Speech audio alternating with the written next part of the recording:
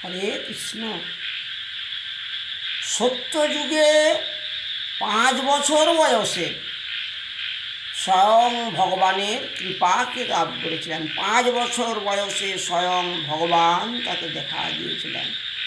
তিনি হচ্ছেন উত্তানপাদ রাজার পুত্র ধ্রুব।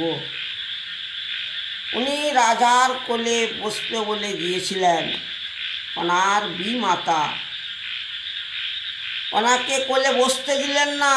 সুরুচি বললেন, যেই দিন স্বয়ং পদ্মপলাশের দর্শন পাবি, তার কৃপা পেয়ে পুনরায় তুমি যখন আমার গর্ভে জন্মগ্রহণ করবে, আমার পুত্র হলে তবে এই রাজার কোলে তুমি বসতে পারবে।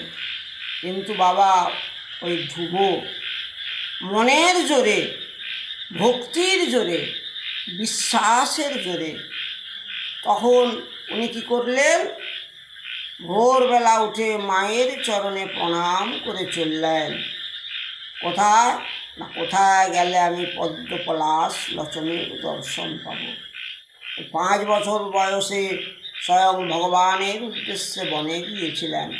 সেইখানে ভগবানকে ডেকে ডেকে পাগল হয়ে গেছে, চোখের জলে বুক ভাসাচ্ছে।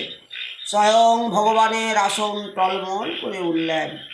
ভগবান কী করলেন না, নারদ মুনিকে পাঠিয়ে দিলেন। কেন না, তখন তো ওনার দীক্ষা হয়নি। যতক্ষণ না দীক্ষা হচ্ছে ততক্ষণ তো স্বয়ং ভগবান কৃপা করে ওনাকে দেখা দিতে পারছেন না।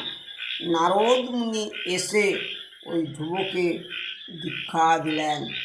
পরে স্বয়ং ভগবান ওনাকে কৃপা করে দর্শন দিয়েছিলেন। হরে কৃষ্ণ।